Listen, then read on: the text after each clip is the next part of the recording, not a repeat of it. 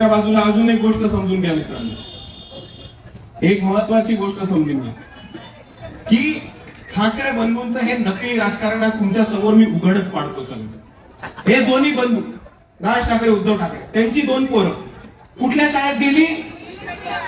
English medium. Marathi medium मध्ये गेली का? तेवढं तर नाही. त्या शाळेचं नाव काय? बॉम्बे स्कॉटिश.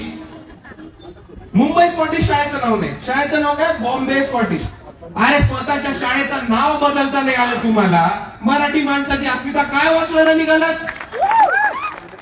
आणि दुसऱ्या बाजूला आपल्याला आठवत असेल की आदित्य ठाकरे पहिल्यांदा 2019 मध्ये निवडणुकीसाठी उभे होते की नव्हते?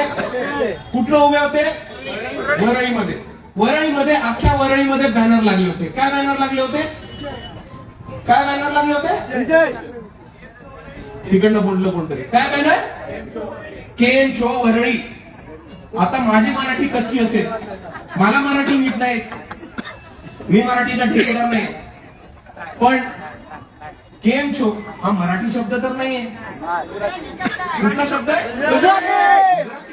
अरे हेच तर इतके वर्ष गुजरात्यांना शिवाय देत होते की गुजराती आपले प्रकल्प चोरतात, इंडस्ट्री चोरतात, बिझनेसेस चोरतात. संजय राऊत तर म्हटले गुजरातने एक वादळ पण चोरलं. आता जर तुम्ही गुजरात्यांच्या चोरीबद्दल इतके बोलताय तर मग केम शो वरळीचे बॅनर्स का लावले? कारण तेव्हा तुम्हाला गुजराती लोकांची मतं हवी होती. त्याच्याच नंतर प्रशांत किशोर नावाचे एक बिहारचे व्यक्ती आहेत जे आदित्य ठाकरेंचे पॉलिटिकल ऍडवायझर होते. त्यांनी आदित्य ठाकरेंना सांगितलं की इकडे तमिळ भाषिक लोक खूप आहेत, तुम्ही लुंगी घालून स्टेजवरती जा. आपण सगळ्यांनी तो फोटो बघितला. आदित्य भाऊ लुंगी घालून स्टेजवरती आले कारण तमिळ भाषिक मतं मिळवायची. आता ह्यांच्याच आजोबांचा नारा होता की लुंगी भगाव पुंगी बजाव, आणि ह्यांचाच नातू लुंगी घालून स्टेजवरती येतो.